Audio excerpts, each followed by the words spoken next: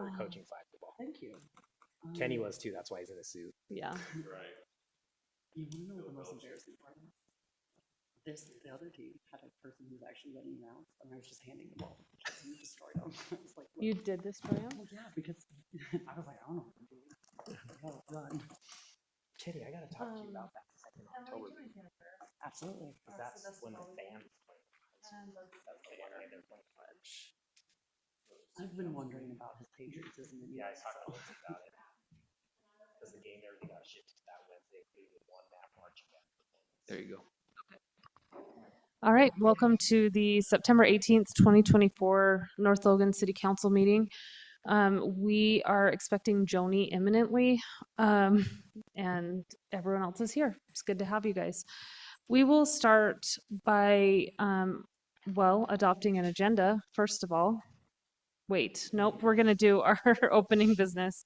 We will start with a pledge by Buzzy, after which Emily will give us an opening prayer. Will the audience please rise and repeat after me? I pledge Allegiance to the flag of the United States of America and to the republic for which it stands, one nation, under God, indivisible, with liberty and justice for all. Our dear Heavenly Father, we thank Thee for this day. We thank Thee for the moisture that we have received this week, and we thank Thee for the cooler temperatures. Heavenly Father, we ask Thee to help us as we discuss a business in the city, that we will have open minds and clear direction and work in the best interests of the residents. We say these things in the name of Jesus Christ. Amen. Amen. Thank you both. Okay, I would entertain a motion to adopt tonight's agenda. So moved. Okay, motion by Emily. Welcome to Joni. Second. Second by Mark. All in favor? Aye. Any opposed? Okay, we do have some meeting minutes for approval today. It's from the August 21st, 2024 City Council meetings and the August 21st, 2024 Truth and Taxation minutes. Does anyone have any changes to that, or are you ready to make a motion? I'll move that we adopt those minutes. Okay, motion by Kenny. I'll second. Second by Joni. All in favor? Aye. Any opposed? Okay, that motion passes unanimously. We will now recognize our exemplary staff member who is just continuing to be exemplary. Tonight is our one and only Jesse Howe. He was nominated by our Chief of Police, Chief Goodrich. He said, "I would like to nominate Jesse Howe for this week's Outstanding Employee. Recently, the Major Brent Taylor Foundation wanted to bring the 9/11 project to North Logan. When the Hanson Family Sports Complex was selected as the site, Jesse helped coordinate the demands that arose from hosting an event of this size. Jesse was on site every day of the event, helping to solve problems as school kids and families walked through the exhibit. On the last day of the event, Jesse was there to help take down the booths and stayed well beyond his normal working hours. Ultimately, several thousand people were able to access the 9/11 event, and Jesse's efforts ensured that North Logan City was represented well. Countless people commented on how well the exhibit portrayed the tragic events of 9/11 and mentioned that they were going away with a deeper respect and appreciation for the victims and first responders who were there working September 11th, 2001. Jesse deserves recognition and praise for a job well done." I'll add my praise for Jesse. This is one of many times where Jesse has made North Logan look phenomenal. And we're so fortunate to be able to be kind of the example throughout the valley of hosting these kinds of just really well done events. So join me in giving Jesse a hand of applause.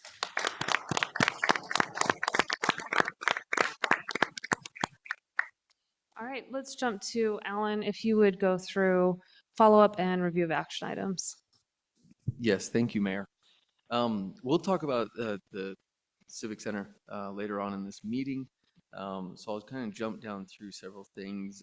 Water, we are going to talk about several things about water tonight, but some immediate things that they're working on right now is they're tying in the new well into the system. That's a major project that's currently taking place, along with countless other capital projects we will talk about.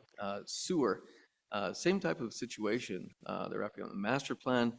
They're working on several things related to finding infiltration into the system, which we have to pay for every drop of groundwater that gets into our system. Illegal connections, that's a harsh way of putting just connections that people may not know about into our system when they bought a business or a home, working through those as well. And Zach's done a very good job of locating those, and we'll work with sealing up those leaks and other things just so that our sewer system is much more efficient. We pay less for each drop that goes downstream. And we'll also probably talk about our bond that's been in works for 2 years now in the coming months for our sewer system, a large segment of our trunk line.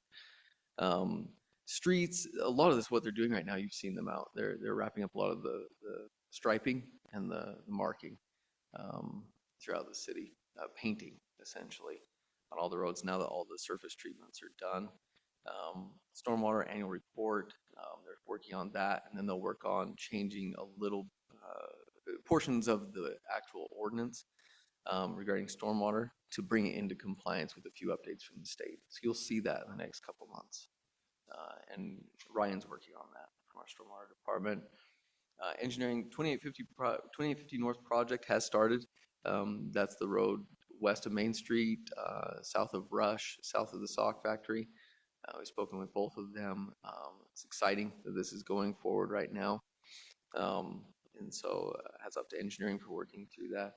1200 East project, you've probably seen that section of road coming through. We've kind of given the anticipated date to the contractor to have that wrapped up by Pumpkin Walk. So that at least that portion of 2500 North is in at that time, which will be a great segment along that roadway. Jumping down through parks, obviously prepping for several things, and they helped out in addition with the 9/11 event. So that's off to them. Trails, several things are in the works right now with trails. They're working on a section of the Bonneville Shoreline Trail that's associated with the grant that we received. Basically, the portion east of Wildercrest down to the canyon is the portion that they're working on right now that's associated with that grant. And then we also have a RAPS funding to cover a study that goes from that point all the way up through Hyde Park into Smithfield. And having each of those cities along with the county participating in that will be great. The output of that will be a design. And then they'll start talking about seeking funding from the state, which is set up for multi-city collaborative efforts for the Bonneville Shoreline Trail, which is fantastic news. So we'll approach that in the coming months. Recreation, we went over that. They are doing a phenomenal job. They are actually working on the, this weekend, we'll go over some of the events coming up with the Fossil Dino Fest is coming up, NFL Combine. Then they have flag football that started this week with over 570 participants in flag football this year. To put that in perspective, a city to the south of us had 27 participants in their flag football. Alan, do we have data on how many of those 570 are North Logan residents? In the past, when we looked at all of our programs across the board, it's either 50-50, like 50% of our participants are resident versus non-resident. It varies by each different sport though. I think baseball, we have a larger amount that are non-resident. These other, it's probably more on the side of resident versus non-resident. So that's a good question. We could look at that and I can give you specific data regarding those.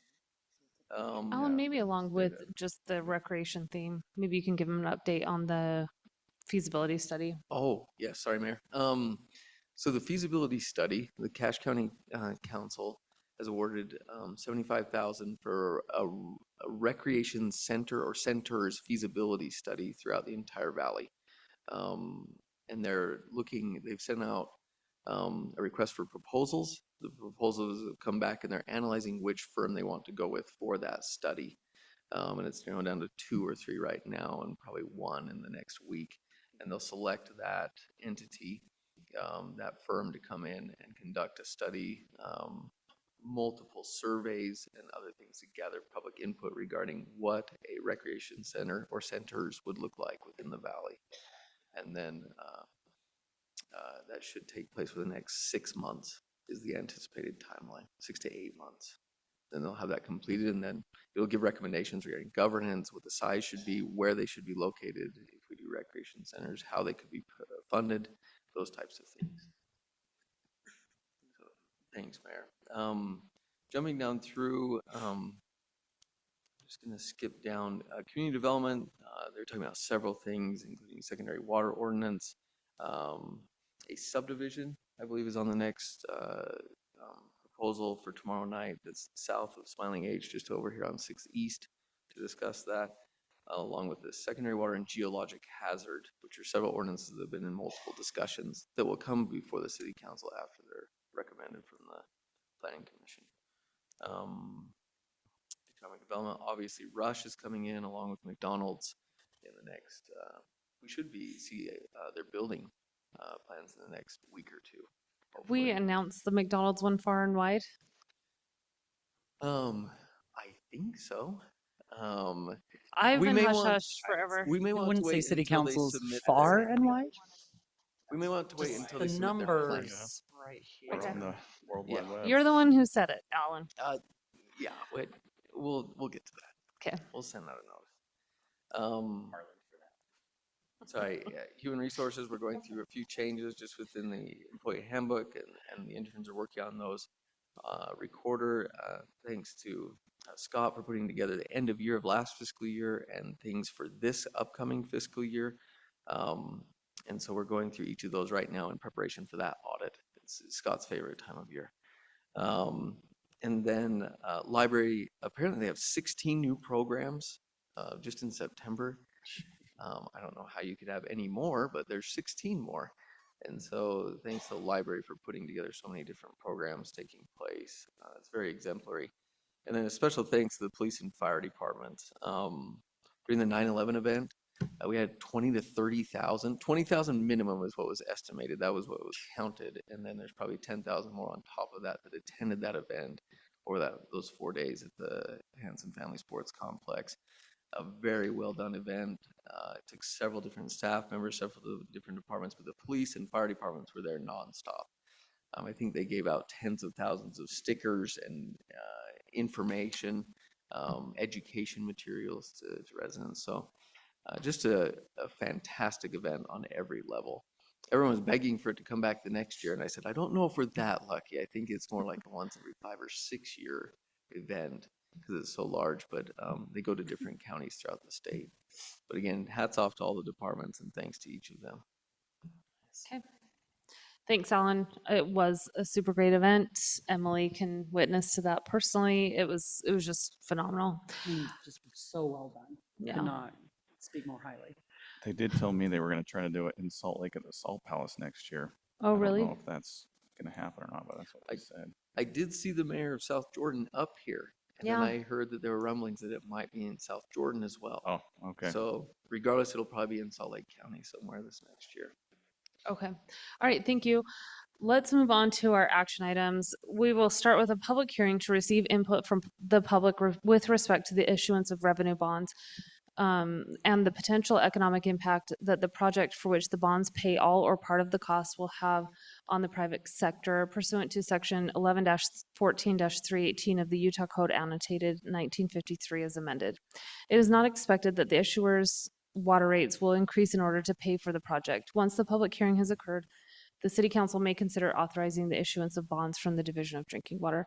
I'll just give maybe a brief rundown that this is the third step that we've encountered as the City Council for a loan that we got from the Division of Drinking Water for some of our water projects.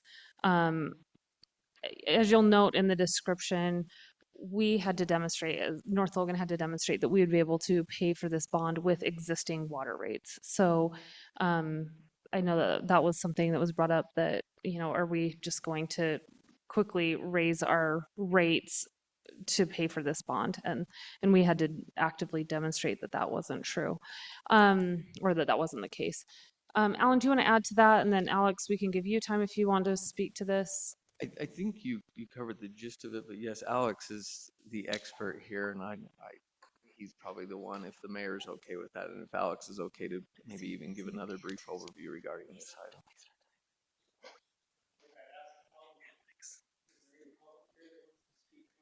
We will open it up will, for that okay, hearing. So this is perfect. just kind of background. Terrific.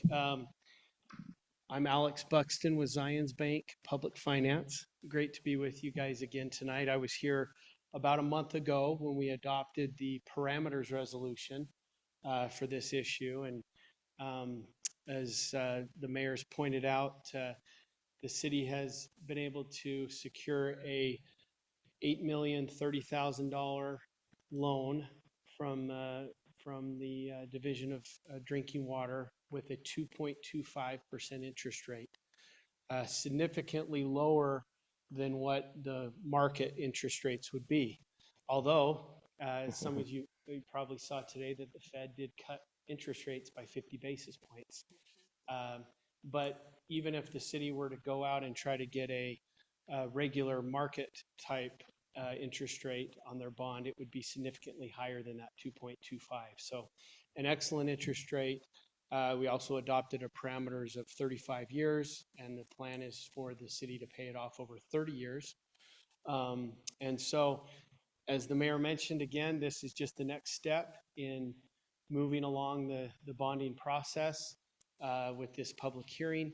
We'll be working with Alan and staff in getting everything put together with closing on the bonds, hopefully sometime in the months ahead as things get bid out and everything moves along. So happy to answer any questions on what occurred last month or what we're doing today, but that's kind of an overview of where we're at. Okay, great, Alex. I think what I'll do is have you stick close by. We'll do the public hearing and then we'll kind of open up to council discussion. Sure. Okay, thank Thank you. you. So I will open up that public hearing, and here are the instructions for that. Before you begin, please state your name for the record, speak into the microphone so your comments can be recorded. Limit your statement to 2 minutes. If you're speaking on behalf of others, you may ask me for more time. Please phrase your opinions in the form of statements, not questions. A public hearing is your opportunity to express your opinions to the city council, not to ask questions and expect dialogue. Address your comments to the council, not to the public. The council may ask questions in order for them to better understand you.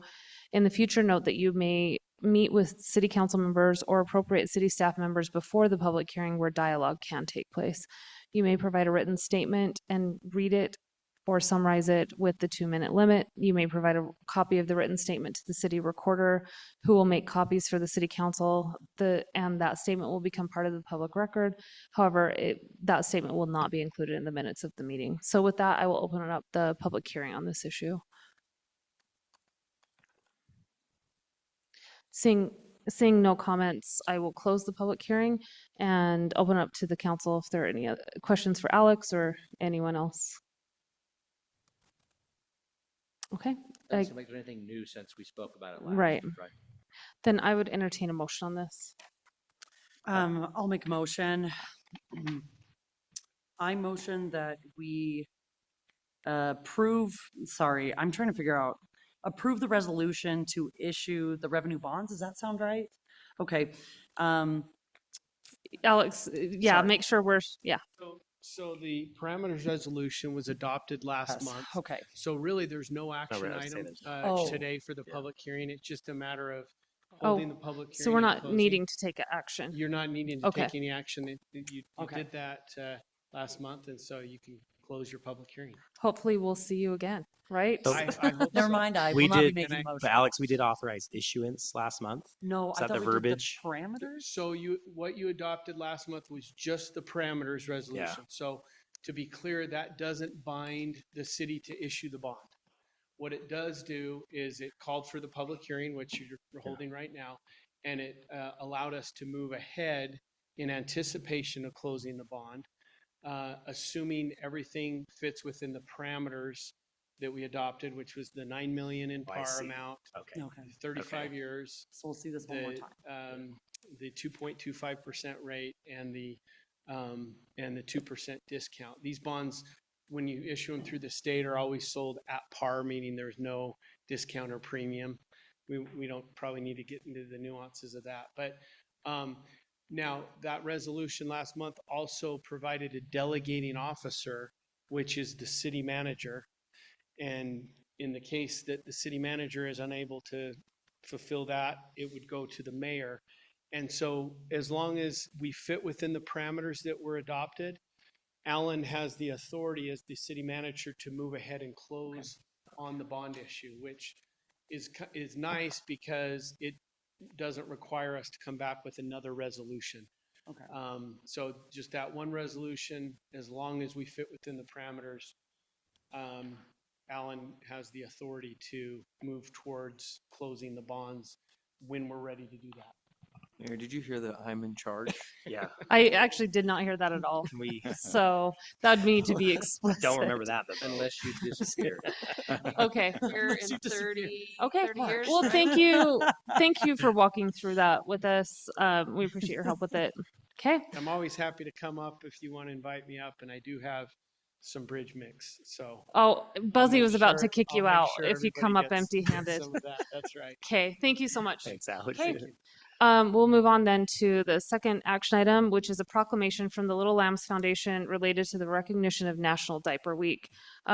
This is a resolution that we received from the Little Lambs. They sent me a few stats about diapers, and I think this is a really great cause. Let me see if I can pull those up.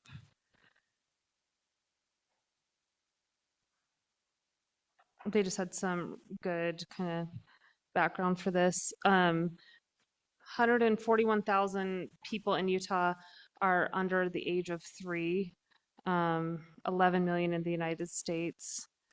And let's see, 18% of, well, I guess 10% of Utah live in families earning less than 100% of the FPL, which is the federal poverty level.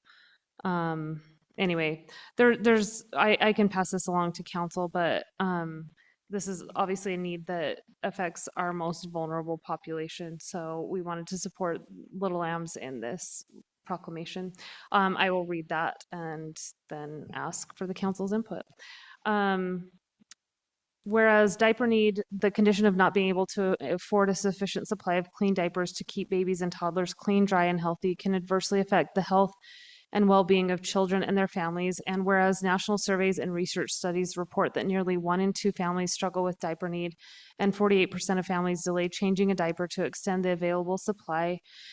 And whereas a daily or weekly supply of diapers is generally an eligibility requirement for babies and toddlers to participate in childcare programs and quality early education programs that enable children to thrive and parents to work. And whereas many parents struggling with diaper need report missing an average of 5 days of work each month due to an insufficient supply of diapers. And whereas without enough diapers, babies and toddlers risk infections and health problems that may require medical attention, resulting in medical costs, and parents may be prevented from accessing childcare needed to go to work or school, thereby destabilizing the family's economic prospects and well-being. And whereas the people of North Logan City recognize the diaper need is a public health issue, and addressing diaper need can lead to economic opportunity for the state's families and communities and improved health for children, and thus ensuring all children and families have access to the basic necessities required to thrive and reach their full potential. And whereas North Logan City is proud to be home to trusted community-based organizations, including Little Lambs Diaper Bank, that recognize the importance of diapers in ensuring health and providing economic stability for families, and thus distribute diapers to families through various channels. And whereas through their important work of addressing diaper need, diaper banks play a critical role in supporting families, improving infant health and well-being, and advancing our local and state economic growth. Now, therefore, I, Mayor Lindsay Peterson of North Logan City, do hereby proclaim the week of September 23rd through September 29th, 2024 as National Diaper Need Awareness Week in North Logan City. We thank the Little Lambs Diaper Bank, their staff, volunteers, and donors for their courageous service during the crisis, and encourage the citizens of North Logan City to donate generously to diaper banks, diaper drives, and support those organizations that collect and distribute diapers to families struggling with diaper needs, so that all of Cache County children and their families can thrive and reach their full potential. I think that was worded really well to illustrate the need for this and the far-reaching impacts of not having sufficient diapers. So we're thrilled to support this resolution. So I'd entertain a motion on that. A motion to, I guess I'm not, accept the proclamation for Yeah, the I mean, do National we- Diaper Week. Nope. We don't have to motion, do we? Oh my gosh. I know, I was I'm looking at, just like, gonna there's no go ahead action and do item. that. I'm gonna We have sign no it, action guys, items. just so you know. This is an FYI. Motion to donate to diaper. No, if we need. want to do this, it would be really nice to maybe see a diaper drive maybe put on by city council. Yeah. Have us be the ones kind of running it, like along with this. Diapers are Emily. You got it. Okay. I'd love that. I think that's a No, or great just idea. like have a drop off something, or just anything like. Yeah. If we decide to do this on a regular basis, because it is such a need. Some of us haven't had to buy them in a long time. It'll be a good reminder. I know. I bet they've gone up in cost since I last bought them. So. So would we put them in like the library and city office and just put it in the newsletter to let people know they can drop them off there? Can probably pull that together. We'll talk with Trent, and then maybe we can have something in the lobby if people want to drop those off, and then we'll take them to the Little Lambs. I think that's a great idea. Yeah. Okay. Let's move on to considering a resolution expressing North Logan's intent to adjust its common municipal boundary with Hyde Park City. Who's going to take this one, Alan or Jordan? I can start it, and then Jordan's gonna have to fill in where I mess up. Okay. So right here, everyone can see the map. It's kind of hard to see that boundary. Right here, there's the boundary. This line right here between North Logan City and Hyde Park City.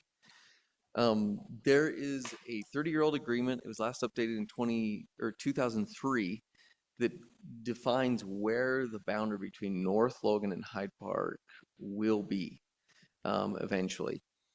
Some of the conditions before that would take place were the installation of 3100 North, which is taking place, and when this subdivision takes place along this boundary, that would fully take place. And so what we're doing is we're following a thick line on a map and defining exactly where that would be, following the state's process for an adjustment of a municipal boundary between two communities.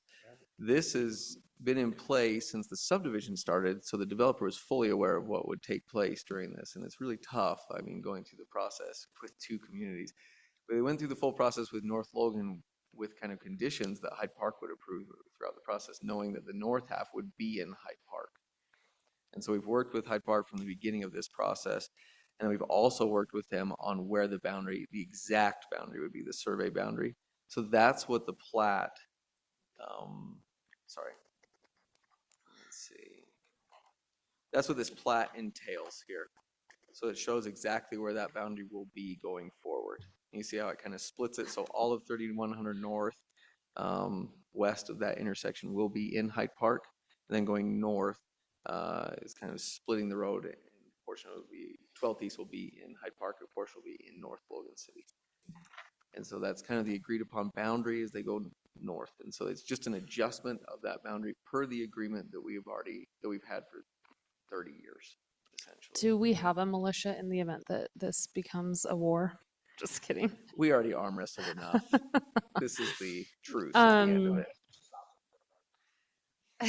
Typically, this boils down to who can provide sewer, right? Utilities. That's kind of what ultimately drives that. So, yeah, any questions from the council on this? Okay. So this isn't the last time you will see this. Okay. This is an approval or whatever the wording is, a resolution. Expressing our intent. Expressing your intent. And then Scott, who did some digging in the state code, found out that 60 days from now, if you approve this tonight, 60 days from now, we would have to hold a public hearing as well. Okay.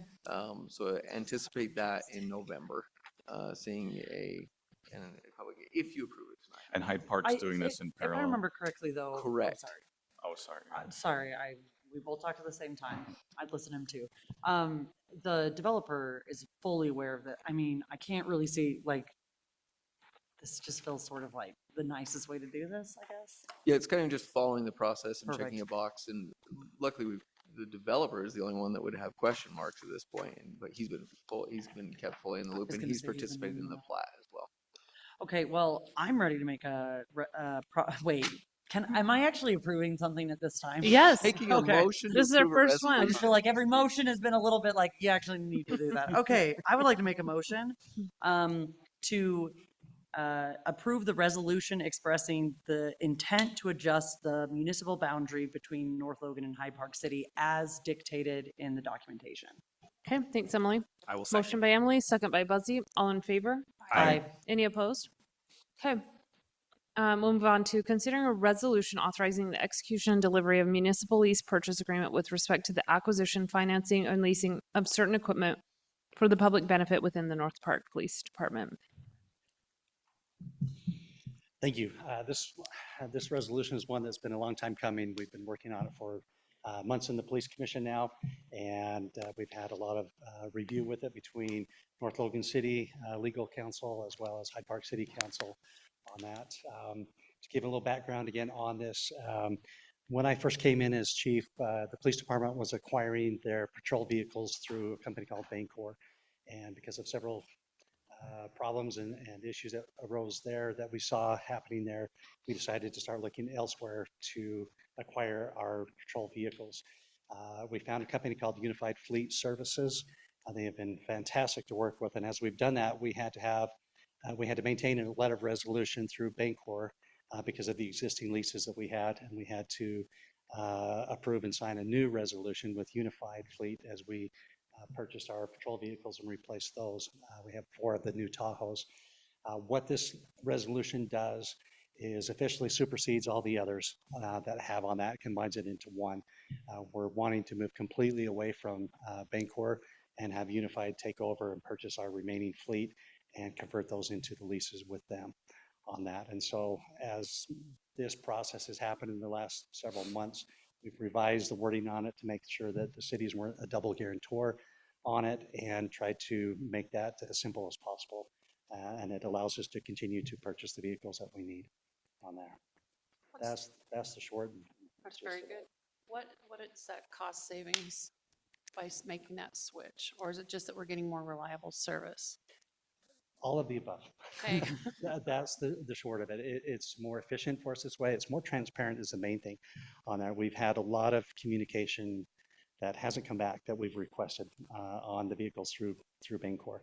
And we're finding that they were not as upfront as what we would have hoped on that. And so that's the reason why we're moving away from the Bancor on that. Again, that's a lot of issues that's been raised in the Police Commission that they're sorting through. And we have found that Unified has been much more transparent, much more willing to show us the documents that we're asking for and work with us. And they've been fantastic. Right. Okay. I don't think I messed with you guys. I will say in the police commission, I think we first started talking about this in May. And we've gone through several iterations on this, and the commission's reviewed this pretty thoroughly along with the city attorneys from North Logan and Hyde Park. And technically the police department's that's own right. attorney. Yeah. So, yeah, thank you, Kenny. Okay, any other questions on So this? does this resolve financing needs for a period of time or a period of vehicles? What's kind of the lifespan of this? So on this allows us to purchase the vehicles. As every 3 years, we're replacing the patrol vehicles on that just because of the ability to sell them and recoup our money basically on those. And this allows us to purchase those vehicles. It's still the safeguard and safe check, I guess, with this is that the police commission and the city councils are still looking at our budget saying yes or no on that. So there's still a safeguard on that as we make good choices there. So is this to purchase the ones we currently are under lease with, or new vehicles, or both? Both on that. So one of the concerns that we had with that, one challenges that we faced actually was we had the lease, the existing lease for a patrol vehicle that was being old and replaced. And we had to have the ability to purchase a new patrol vehicle, have it outfitted with the equipment and the lights to turn it into a patrol vehicle, and then sell our others. And so there was that time frame with overlap where we needed more. We're extended Yeah. Exactly. for that time. This is also just kind of, I think it's an indefinite term, It is and it's a switch from Bancor to to Unified. Unified, so. Okay, I'd entertain a motion on this. I'll make the motion that we approve the resolution authorizing the execution and delivery of the municipal lease purchase agreement that we've been reviewing here. Okay, motion by Kenny, second by Buzzy. Any discussion on this? Okay, all in favor? Aye. Any opposed? Okay, that motion passes unanimously. Okay, we'll move on to our work session items. I'm super excited for this first item, although the fleet purchase is riveting, Chief. I'm particularly excited for this first item, which is report and updates from the city center market analysis and plan. This is something that, just to kind of refresh your recollection, Mark and Emily, right, are on that committee. Is that right, Emily? So we've been meeting in earnest for the past while on this, and we've had our consultants integrate all our public input. And it's just, I think it's the first time that I've seen staff get really excited about a potential plan for that city center area. So take it away. Okay. Is it possible to make it full screen? Yes. It was Office 365, yes. Too soon, Alan? Alan, about hit as full hit those screen as three we can buttons. Alan, oh, you got it. That'll be fine. So this presentation is just a brief run through of where we've been, where we are currently, and where we plan to go from here. Just given the feedback from the stakeholders we heard from today, from you guys, as well as the public. Next slide, please. So just a bit of background. As you may are aware, we've been working with the steering committee made up of various folks to sort of shape this whole process, understanding the existing conditions, the challenges, the opportunities that are present with this site and the community. Next slide, please. So this is the project area we've been working with, shaped in partnership with the city. Includes some developed land, some undeveloped land.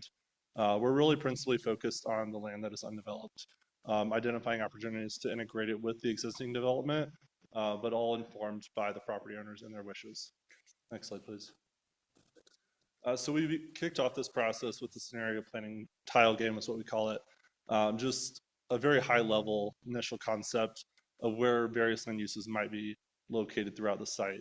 The blue is the original city center site as denoted in the zoning, and then the green parcels are potential sites to expand that into the surrounding neighborhoods. Next slide. So there were a few different typologies used in this tile game, 9 in total. So a few different commercials. Next slide. A few different residential typologies. Next slide. And then just a few various typologies as well. Next slide. So that tile game resulted in 6 different scenarios.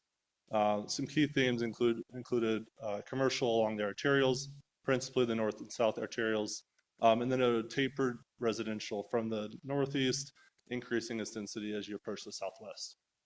Next slide, please. So out of those 6 scenarios, we worked with the committee to narrow it down to 3: mixed use, expansion, balanced growth, and a civic and commercial center. Next slide. So these are just some impacts. These are what we reviewed as we move forward with the process. Next slide. This is scenario 2. Next slide. 3. And then out of those, we merged them together to create a preferred scenario, balanced downtown creation. I'm really desiring to, again, keep that density taper moving southwest and create some central gathering spaces for the public. Next slide. So those are the proposed impacts. About, 3,900 new residents, a few thousand new jobs for this site. Next slide. And then we took that scenario to the public on September 3rd with the public open house. These are some key takeaways. Some traffic calming measures desired for the roadways, friendly pedestrian streetscape, programmed open space to really make it an inviting space for the residents within the area as well as the broader public. Next slide.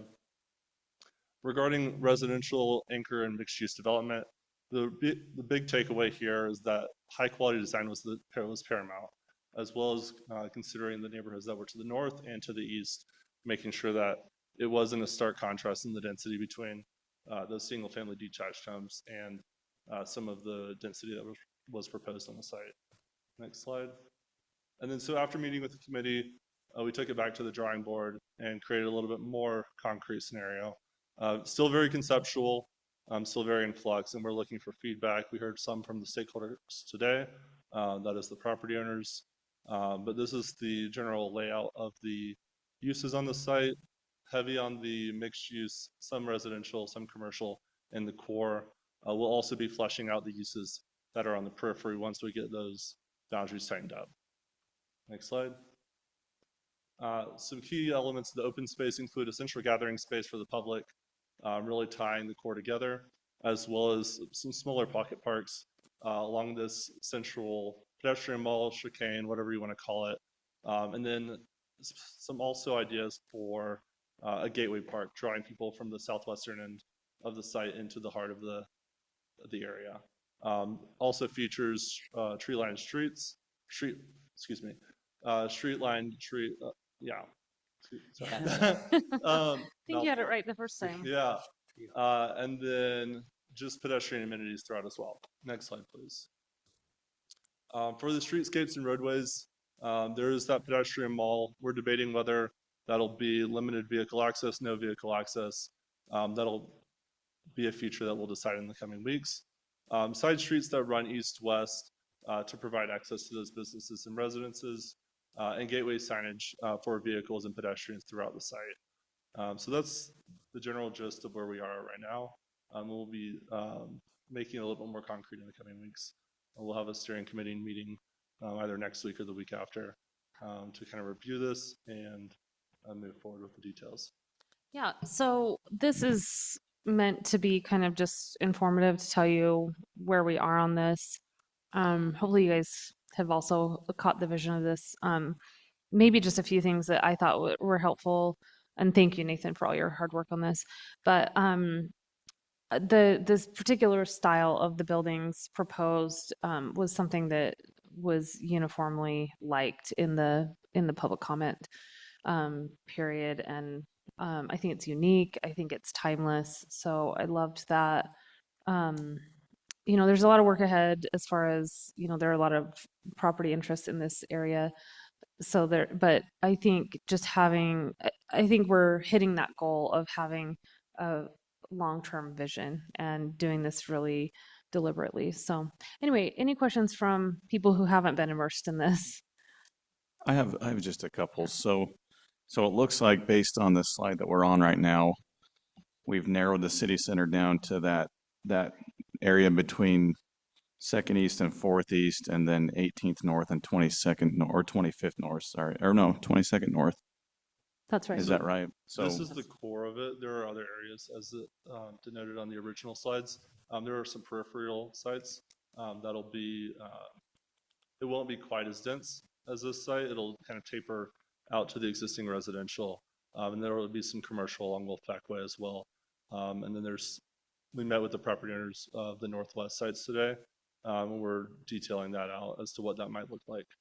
I think we had city center and then city center adjacent in the current one. And this map shows the city center, not the city center adjacent. If you go back to earlier pages, you can see that we were looking, and we still are looking at how this affects as you go farther away from the spoke. I do like the idea, though, of really focusing on the center and allowing it to kind of expand from there. And dealing with that transition. Yeah. We already have some language in that, and we've talked a lot about the transition. and I'm sure you got the same feedback at the open house that the Twin Ditch Canal line there is kind of a agreed upon line where you might want to, or where historically people have designated that transition into single family residential and from city center. But Yeah, whoever's controlling the screen Can you scroll back? to the preferred scenario. That one, right? Yeah, yep. So Yeah. along the eastern boundary there, that is single family detached, small lot. And then there's some single family attached to the southwest of that particular site, which is that slightly darker yellow there. But that's meant to taper into the site from gotcha. those existing neighborhoods.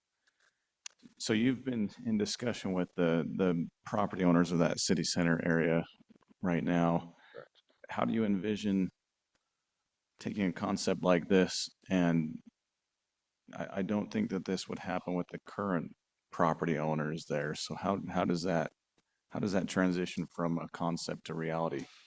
So we met with some of the property owners today. None of the core yet.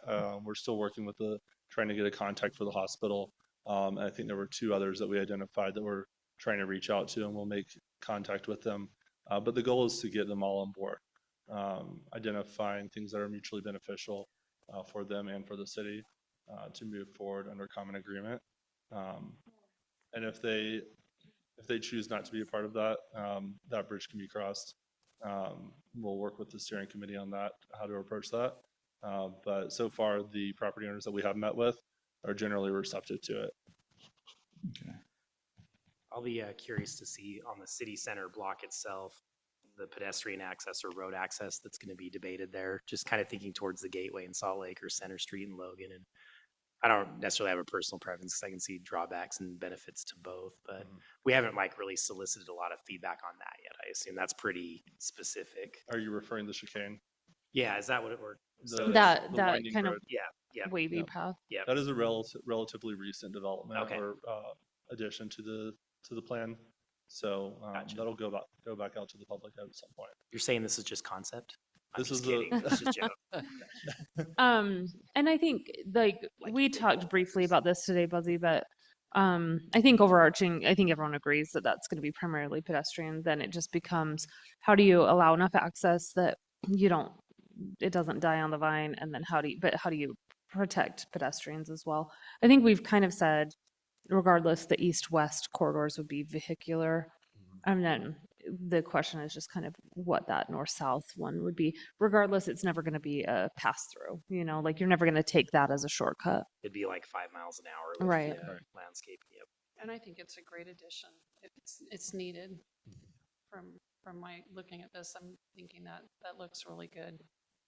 And there will It's a also better be a lot. place for people to congregate, but you're not all massed in one area, so you can move freely, safely. I think I like that idea. Great. And there will be a lot more detail within the blocks themselves. Those bubbles that are currently there are just rough sketches of where the buildings might go. But that is about a 500-foot width, so the buildings aren't going to be that wide. But there will be more detail to come. Okay. Thank you so much, Nathan. Any other? Okay. Okay, then let's move on to lessons learned at the Utah League of Cities and Towns Conference.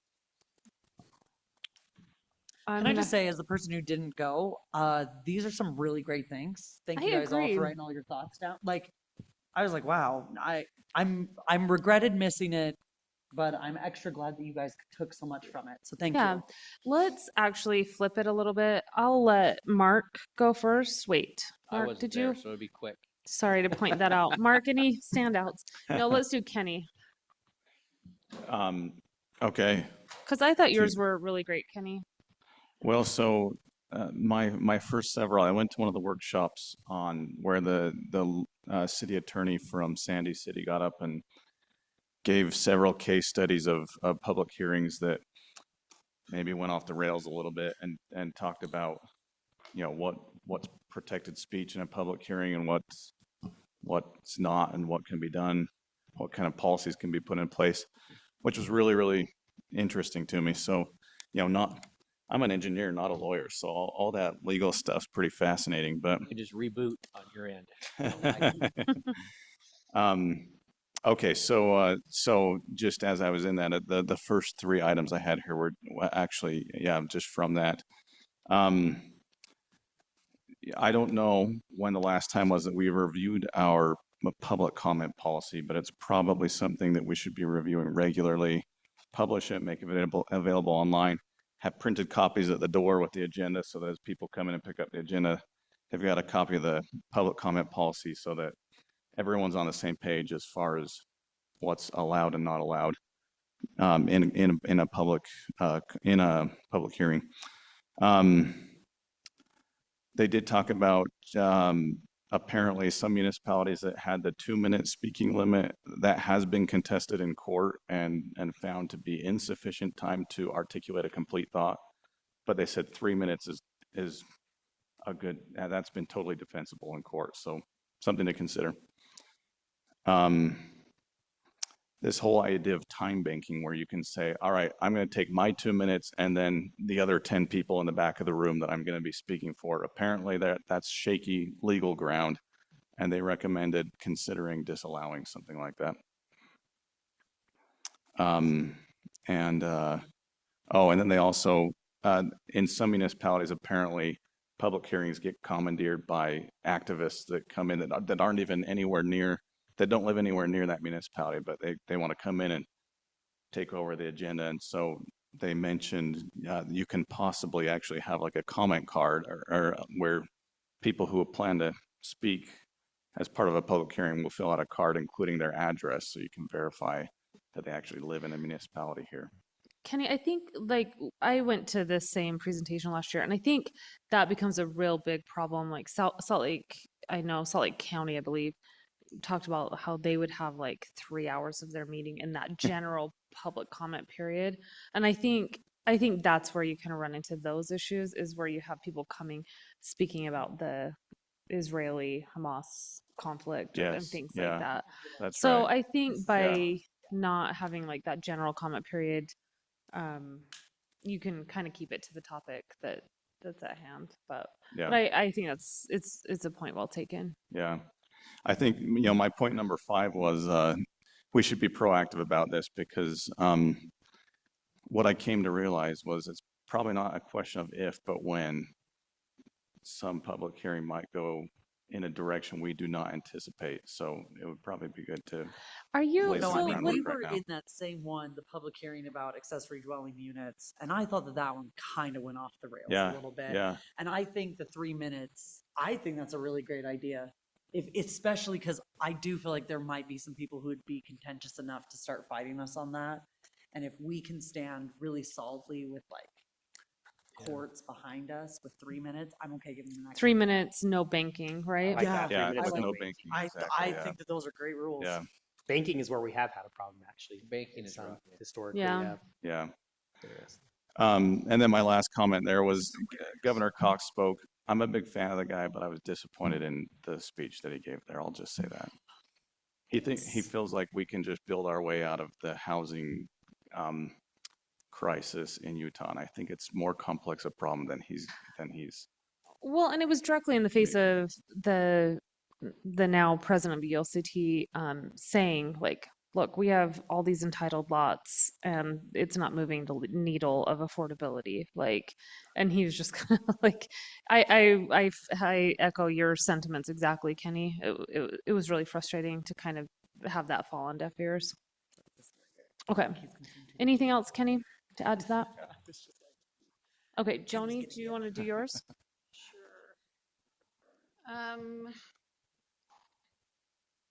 I have to, since it's been long enough, I have to read back what I said because I can't remember what I did yesterday. I'm sorry. But I liked the Utah Healthy Community Awards and hearing the other things that were going on around the different cities and communities in Utah.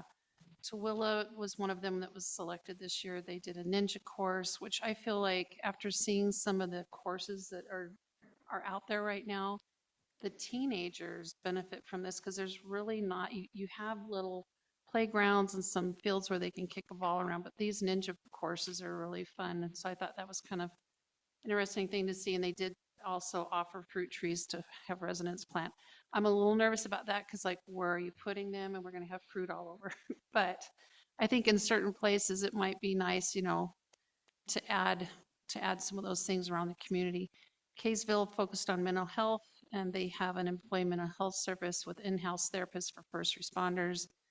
They have Walter the service dog, so that's kind of fun to have. I think maybe if we like a have mascot.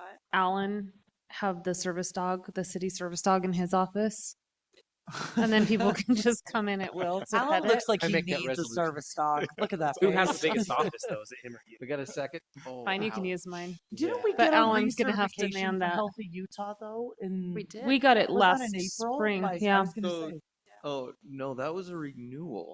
I said We were the our first, recertification. we were the first Healthy Utah community in the entire state. We did this in 2020, and then we renewed last year. We have to renew every 3 to 4 years. This might be my bad because I have like our crystal plaque and everything sitting at my house. So I will bring that in so that we all, and you guys, I have a bunch of stickers and everything. So that's something maybe to think about over the next 4 years. So we need a baby Alan. What to keep? Service I've dog, loved baby having it. owl. Yeah. Um, Sorry, I'll keep going so we're not too long here. Sorry, Moab is Joey. focusing on mental health, and some of the things they've done is bring in guest presenters to school children, help them learn tools that hopefully help them stay strong in their thought processes and decision making. Hope Hero was one of the things brought up, and I love what they're doing. Let's see, fact check sheet on Friday. Make sure your facts are facts. Great resources for us before we make any public statements. I have learned it's always good to check with a few people before I make public statements, but I do love hearing from the public, and I've learned a lot from them. So try to make sure I get the right answers for them so that I'm representing the city well and our people that live here. That could be so helpful too, as we're entering the season with our representatives, to be able like have the facts we're backing them. That's awesome. Yeah, well, you see a lot of it. I'm not going to go on the bigger scale outside right now with politics and what's coming up with our elections. So it's just good to get your facts right.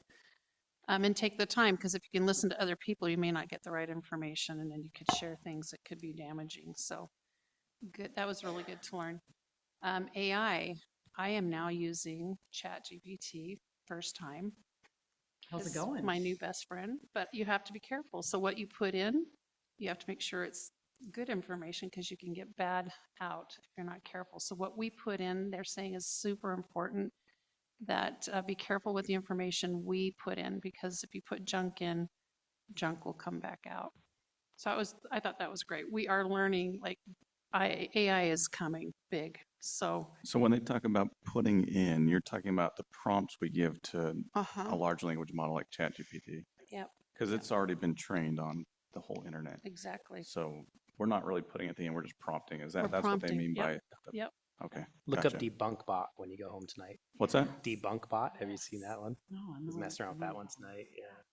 It's a good one. Share that with us. Yes, debunk bot. Yeah. Last was, let's see here.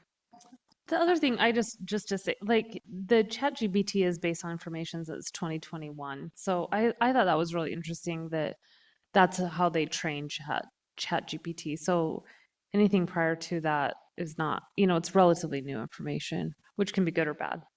Anyway, sorry, Joni, go on. That's okay.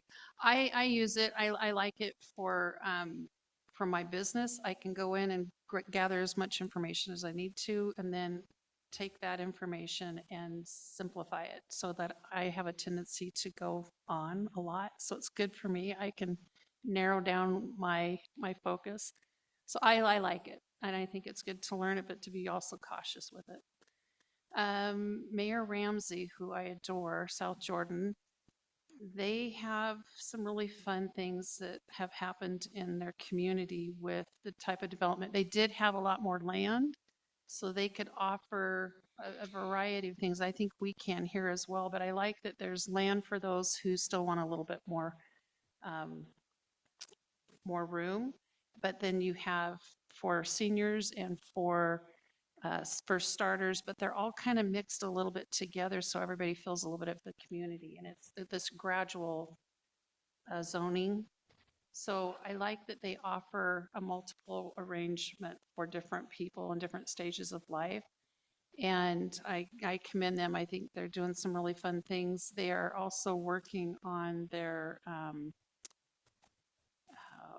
master plan, and they're working on their they've got a new urban center that they're designing right now. So I like, because they're bringing in taxes, which helps supplement, and the new businesses help with taxes. So it's not such a huge tax burden on a community that just only has single family housing. So I like that they've done a variety of things to help everybody. I feel like in that community feel they're part of it.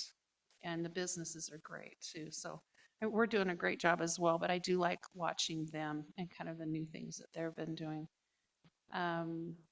One of the comments that Mayor Ramsey said was, growth can either run us over or we can be ahead of it. So seek out help first. And I feel like this is great that we've had different businesses that are helping us, and by getting surveys from people in the community and involving the community has been really important. I love that we've been engaged in that. So it was fun. I always grow and learn a lot from attending league meetings. And we missed you. Okay, thanks, Joni. You're welcome. Okay, I'll give my kind of brief overview. So the OCT has been partnering with the Wallace Stegner Environmental Dispute Resolution Program, and as part of that, they're interviewing about 30 people across the state, public officials, staff, to kind of see what kind of conflict we're experiencing in our roles in municipal government. They're going to be designing training for how to deal with conflict. And so I was part of one of those interviews. It was about an hour-long interview, and I think this will be phenomenal for us. And I was very honest about the disputes that I've been witness to and what might be helpful in handling those, because I think that's been one of the realizations I've had in public services, that there's no playbook for it. When do you respond? When do you keep, kind of take the high road? How do you do it in real time, in meetings? So I'm super excited about that. That's just kind of a heads up that that's coming. I went to the How to Run an Effective Meeting, and it was really phenomenal too. It was the city administrator from Saratoga Springs. And they seem to have a very similar, what's the word, like culture in their city council to ours. And a few just realizations I had. One, that not every motion has to be unanimous, that it's okay if you've said all that's going to be said about something, that it's okay to, call for a motion and see, where the council members lie on that. The other thing that I think was really crucial that he talked about is doing the prep work before city council meetings. I think that that's been really important. I feel like I really appreciate this week you guys humoring me on really talking through the agenda before our meetings. Sometimes I take for granted that you guys that you're not sitting in all these meetings that I am and getting that information like constantly. And so You can say it's shoved down your throat. Yeah. well, so I hope that you guys see that for what it is in talking, in kind of saying, let's all check in with Alan on Mondays. I hope you guys see that for what it is, which is just trying to facilitate more communication with you guys and staff, blocking out that time so you don't feel like you're bothering Alan. And I feel like it's a good bridge to, then Alan can punt it to the chief or, whoever would best be suited to answer your questions. I think. Is that Monday night? Mm-hmm. Oh, I tried to call you tonight. My mistake. I read that wrong. During council No, I meeting? thought it was Wednesday at 5 was my block. so- Alan, what are they Okay, talking about? That's why you ignored my call. I'm like, oh, okay. He's texting him right now. Obviously, we're learning this. Okay, well, process, so- everyone but Buzzy gets an A. No, but I think Kenny, I think we had that we talked about this earlier today, but I think Kenny did a really phenomenal job on this earlier this week. There was something that was a little bit up in the air about the police resolution from tonight, and I think chasing down those answers to those questions before city council is just the right way to do it, because you can have robust conversations, you can get documents to support it rather than being in meetings and putting anyone on the spot or feeling like you as council members have to make a decision without adequate knowledge. So anyway, those were surprising. I kind of went there just for fun, and I thought it was really, really helpful. Political values, I thought that was a really interesting one too. I think we can talk about this a little bit more as a council, but we all have different political values, and we're going to be on different ends of these spectrums. And anyway, he's saying you don't want to bring anyone to your exact place on that spectrum, but it's important to understand kind of those trade-offs. For example, there's some who want to take a full-on vote in the city on every single issue. I want everyone in the city to weigh in on this issue. And there are others who say, I want no input because you elected me to be your representative, and so I will make a decision without input. Obviously, if you get into too extreme of those philosophies, it can be problematic. But anyway, I thought that was a really good thing to acknowledge, that, maybe to do some self-evaluation and say, make sure that I'm not too far on either pole. So, and then I thought this was an interesting stat. It's helpful that Governor Cox said that ours 40% cleaner than in 2002. And we have 1 million more people living here. Was that including last Wednesday? When our air With quality was what, 151? I mean, I think That was it's, Idaho's fault. for the record. Okay, cool. My kids were like, yay, fog. And I was like, please don't breathe outside. Oh, it was terrible. I Just assume sort of it hold your means breath, kids. all of the above, but I don't know. I'm just telling you what Governor Cox said. All right. Let's go with Building more homes Scott. That's right. Building more homes with less garages and walkways. Yes. There's some truth to that. No parking. All right. So one of the things that I was interested in is they had a meeting about deed restrictions, and it was hosted by a couple of representatives from Park City, Summit County, where they have even more extreme housing affordability issues. And what was interesting to me is over the past probably 3 decades, Park City has been in the trial error, draft, redraft, refine phase of these deed restrictions. And I thought that was interesting. They've kind of created the wheel, refined the wheel, perfected the wheel. And at this point, any community that wants to explore deed restrictions for housing affordability purposes should really reach out to those communities because they've kind of gone through all of the heartache and pain to create those draft documents. Scott, real quick on that. Yeah. I saw your comment and I was interested. I'm not sure that I really understand what a deed restriction is and Yeah. how you restrict deed. So a deed restriction is something that is voluntarily put on a deed, and it restricts the use of a property for whatever purpose you're looking to put a restriction. So oftentimes we talk about deed restrictions, for example, a set of CC&Rs with an HOA.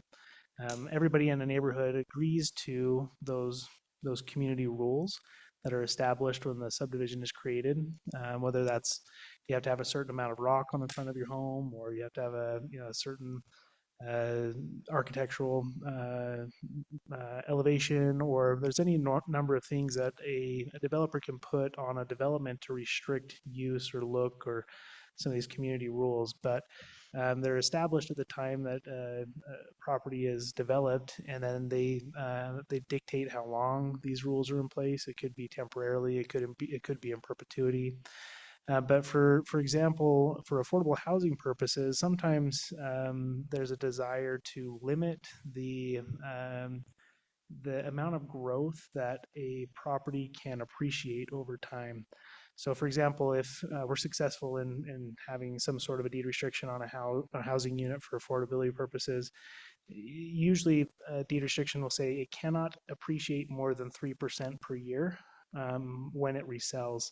So if the market outpaces that appreciation, it's kind of guarantees that whoever buys that unit next is able to get it at a bit of a discount, and that any efforts that a city or a housing authority puts into making sure that we have affordable housing is carried forward into the future.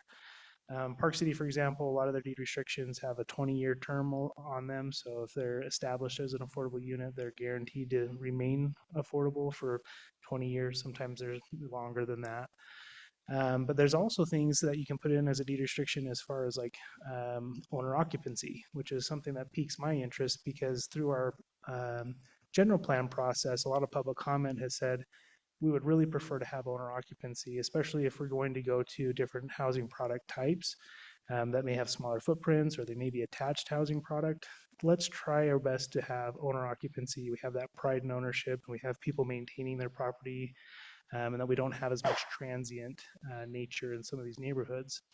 And for example, our city center, if we are going to go to a higher density, we might want to explore opportunities to have owner occupancy, and deed restrictions is one of the tools that is being implemented to ensure that that desired outcome is present.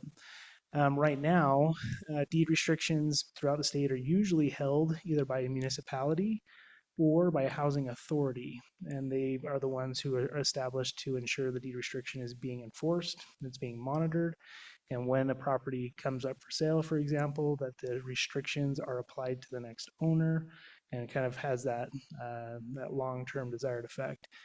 Cache County, we do have a housing authority through BRAG, but they are not interested, or at least they haven't mentioned having interest in holding individual deed restrictions for different municipalities. Park City Municipal, they have a staff, they actually have a department for housing. They hold the deed restrictions and they manage and operate or manage and track and enforce those deed restrictions. Summit County does their own as well, but usually it's a housing authority that would be in charge of those deed restrictions. So that doesn't exist really for us. So if we want to explore more of this owner occupancy type of a requirement, we may have to put together some sort of a housing authority or take that on ourselves in-house. But there needs to be some more discussion, I think, with Cache County, as I think we're not probably the only municipality that would maybe want to explore these in the future. So it's good to know that Park City's already gone through the learning curve and they know what works, what doesn't work. They've got really good draft language that has been vetted and tried and tested and refined. And they're willing to share those tools with any community in need. So we know who to reach out to if and when we want to go down that path. Any other questions on deed restrictions, how they work, and why we might be interested in pursuing some? That over 55 community type of thing Yeah. is another type of deed restriction, and we have a couple of those subdivisions that we may need to see how a housing authority may enforce those Yeah. provisions. Yeah, deed restriction is only as good as they're enforced. So without that enforcing mechanism, there's really no point in pursuing them. So cool. So deed restrictions, that was an interesting takeaway. UDOT planning. If anybody knows UDOT, they're a bunch of engineers that don't really look too far forward. They're kind of known for chewing up houses and spitting out asphalt, and they don't really think forward very often. That's pretty critical, but it happens more often than we'd like to admit. But what's interesting, UDOT has actually recently started to kind of change their ethos a bit. They actually have hired Scott, a I couple feel of like you need to say planners. allegedly. Allegedly. Reportedly. I need political I'm lessons. so excited to see this. Oh, they're aware. This would They- not be a surprise. Not a surprise to It's anybody. not like this is being streamed to YouTube. We've had these challenging to work discussions with. outright. I'm saying, like, I hope this is true, and I can't wait to see it. They have a lot of work to do. This is new for them. So they do have planners in each region, but we'll see if they make a difference. Anyways, one of the things that was also interesting with UDOT planning is they're shifting some of their thought where they will allow for some funding to go to off-site improvements if it will reduce congestion on a UDOT facility. So maybe we can tap into some funding if it's going to pull some pressure off of Main Street, those types of things. That's kind of a new pathway for UDOT. They've really never considered that. I'll, Do they have a test subject that's used this that we can like look back to as like, oh yeah, they let so-and-so do it? I'll talk about this. This is from North Logan City, our mayor, and several other mayors in the valley pushing because the original concepts for Main Street have all been focused on just Main Street with that narrow scope, that narrow view. And slowing it down. And slowing it down, doing one-way couplets. That was the last study that they spent tens of thousands, hundreds of thousands of dollars on. And now the real planning is taking place where the other cities are coming to the table throughout the entire valley and saying, you've got to move traffic north and south. And it can't all be on Main Street, so how are we going to do this? And so then UDOT is forced to go and look at every alternative and what could work out well and running it through their models. And so that presentation is a direct result of the cities in Cache Valley. That's where that came from. And We that's start why calling- they're starting we to stop calling it consider Main that. Street and start calling it Highway 91. Sure, Like, but that's do you- that's you know what essentially I where mean? this is Like- coming from. So they're now looking at second east, second west, fourth west, sixth west, 12th east. All of these roads that There have been isn't a planned as fourth west. corridors. I'm just kidding, Alan. I knew that was a sore spot. So. So, yeah, but yes, there is a positive effect. And what Scott's referring to came out of those discussions in Cache County. That's where they were reporting this. Way to be the squeaky wheel. Good job, Mayor. Which is absolutely fantastic, what Scott's bringing up.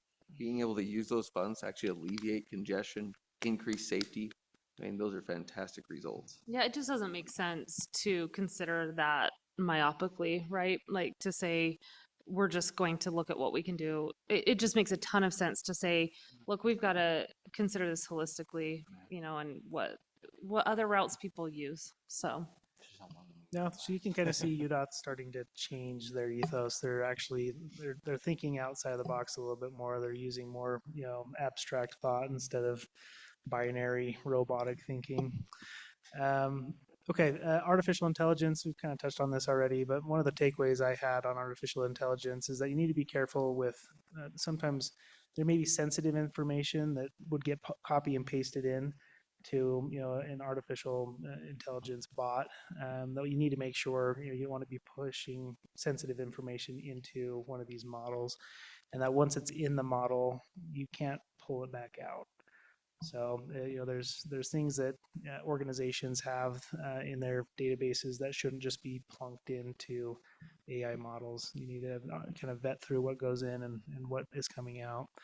And also, if you're going to have any of these tools that are public facing, you want to make sure that whatever's coming out of an AI tool is safe and reliable information for the public. There was an example of, I think it was a health department that had an AI bot giving health recommendations that weren't very solid recommendations. So just some of those things, you can't just rely on AI. You do still have to have a human kind of review what's being spat out. So, and then lastly, I'm sensitive to this, and my ears kind of perk up when I hear certain comments, but between Governor Cox, some of the state representatives from the Division of Workforce Services, Housing Division, there's been some discussion. You can tell that there's still a lot of pressure at the state on this topic of moderately affordable housing, and there's been a couple of just off-cuff comments talking about a unilateral upzone across the state, a blanket upzone where there's one comment saying we're going to add at least one dwelling unit per lot, which is basically a doubling of density all the way up to a quadrupling of density.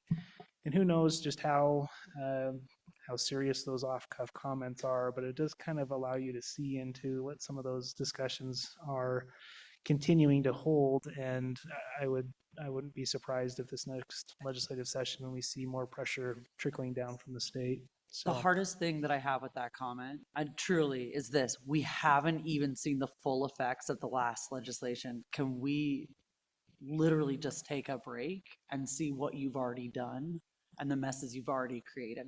Sorry, the solutions you've given us. Can we just I honestly feel like it's just let's just keep digging that hole. And I'm like, we cannot dig ourselves out of this hole. I think we just pause. Yeah, and That's Kenny's so comment, it's not just, I mean, the governor has focused a lot on this Follow the supply and money. demand, and that we can build our way out of this by just overwhelming the market with more units, which is only an element of affordability. One of the biggest things that's never addressed is their incomes aren't keeping up with the housing costs, and what do we do? Love to see a doubling of incomes then. Right? There's housing issues with just the workforce not being available, labor's not available, materials aren't available, or materials are more expensive. There's a lot more variables that go into housing affordability that really aren't being addressed. Well, and I worry too, we have a piece of vacant land and it more than doubled in the assessed value. So there is no, and to make the improvements to actually build a home on our property does not make sense. So it's quite a bit of a big jump, and I don't know how anybody can afford it when the land is so expensive. And then you have people that are on Social Security that I've met with this week who have, one woman makes receives $843 a month. That's what she's supposed to pay her rent with. And the section, 24 is already full, those houses that are provided for individuals that need that assistance. But she worked all of her life and she paid into Social Security. And if she spends more than the 843, even if it's out of her pocket, she loses her Social Security. So there's things that I feel like hurt people who really have worked hard, and they're at this point in their life now saying, I'm on a fixed budget, but I can't even afford, a studio apartment, and she can't live with anybody. So that makes it even harder to find housing. And so she's right now living in her trailer, and I feel so bad because I know so many more now over this last year that are in the same situation. And it's not because they didn't work hard all their life. It's just this is their retirement. And so it's really heartbreaking for me that we're not thinking about that before we start demanding all these other changes and requiring cities to make changes too, that our hands are kind of tied right now because we don't have control over what the land value is. I will say, like, that's what we've been trying. I mean, our legislators have listened to us on that, like, but that's what we've been trying. I mean, but we're kind of, like Kenny mentioned, we're beating our heads against the wall a little bit with the state, that we can say it till we're blue in the face that we can't control affordability on our own. So, I mean, it just sounds like they just straight up don't believe any fact that we get them, like. I have a hard time because we're going to get fined, and I don't think that people in our community understand that if we're not following guidelines that have been implemented upon us, we get fined. So If we're we in a can great adopt our situation. city center plan, will Thank you, that but- take some of the pressure off, Scott? I mean, it kind of, but not really. I mean, it's just a moving target. Like, I don't, I mean, the and they goalposts always treat, move. and they treat every city, regardless of how much progress you've made towards affordable housing or density, they treat you all the same. Every year that slate gets wiped clean. Anyway, I'm gonna stop this because we can complain all night. But anything else, Scott? no, those are the high points. Okay. I also wanted to end at the last word too. So Alan, go ahead.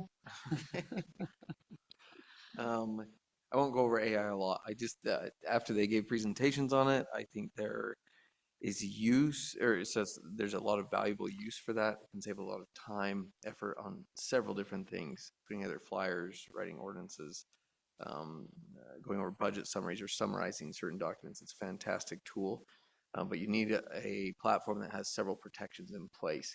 The ones that presented there, this isn't the only one, but Gemini offers one of the only ones where it says that the data is not shared.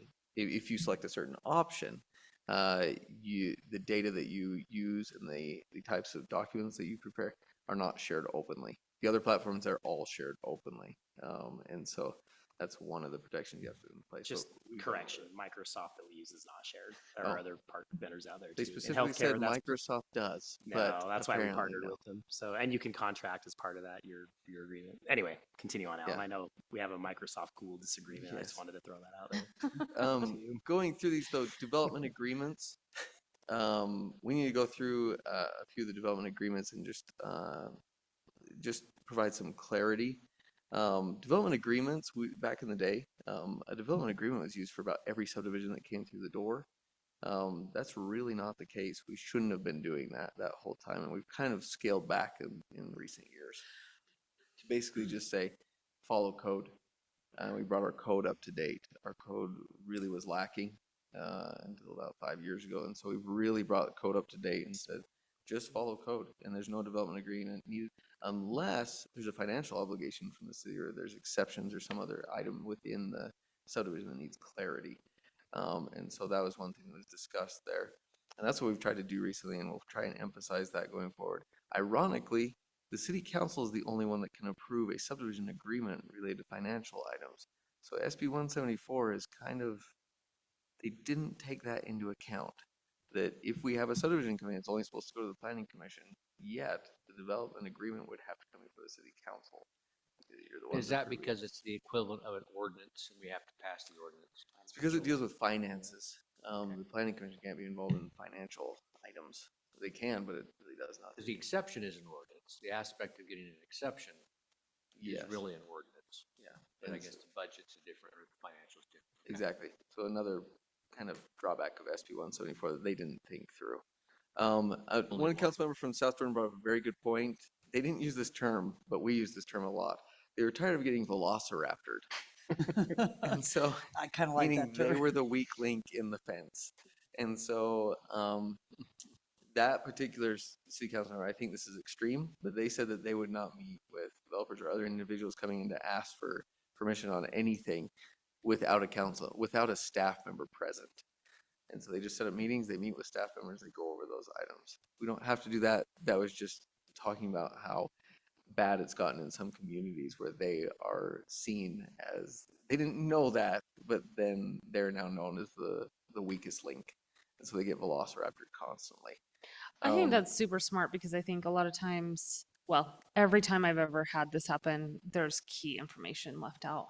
So even if you're not, it's through no fault of your own, I think it's just helpful to all just be on the same page.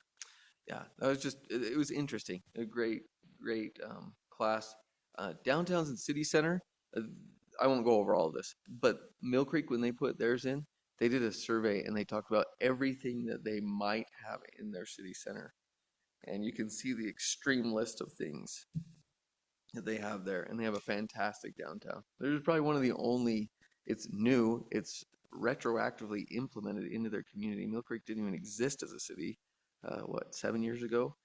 And now they have a downtown. It's one of the most active and vibrant downtowns in the state of Utah. And so we need several of those things to implement into our own downtown elements of that.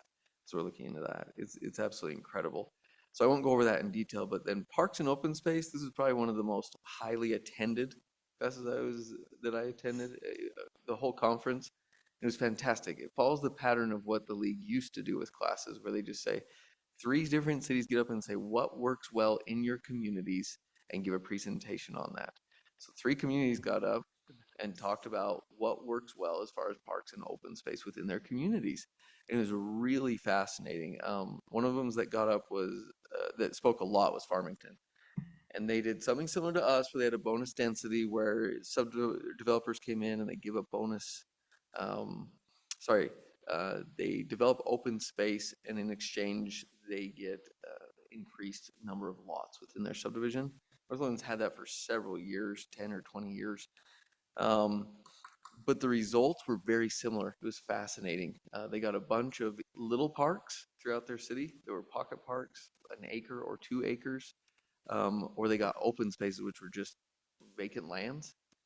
And they realized that they don't benefit the community. They only benefit people within like a half-block radius. And so now they're giving each of those open spaces away to the surrounding residents. As they talked about a better way. A better way is something that kind of we've looked into, but more like Hyde Park recently has looked into. They're just starting to do this bonus density option. But what they get in return is more of a financial contribution, like an impact fee. And then they take that financial contribution and then they put it into into their existing parks or something else that they can expand. And that's what Farmington's doing right now, to expand either their existing parks or put more features in their existing parks. In North Logan, having the highest amount of parkland per capita, that really fits our bill, making our parks much nicer and using those funds to do that. They did say that you can have pocket parks under that size, but make sure they're managed by an HOA. So the people that are using it are the ones paying for it. So just a great presentation along those lines. This is common sense. City can't use city resources to support a specific candidate for office. That's very common sense that everyone knows. However, I didn't think this was common sense. Maybe I was just out in the night or up in the night. The city cannot use any resources to support or campaign against a referendum. So we haven't had a referendum or referendum in the city, but let's say it does happen in the future or something along those lines. The city can't campaign either way on that. Say this is good or bad. Like they just have to sit there idly and watch it take place. So just so you know. So you're talking about like a statewide referendum? Or in a city. Like in Providence, they recently had a subdivision that was going in, and they had a city referendum that went on the ballot to vote whether or not they wanted that subdivision going in according to a certain density. Mm-hmm. And it got shot down. It got voted down. But the city cannot be involved in that. They just basically have to put it on the ballot.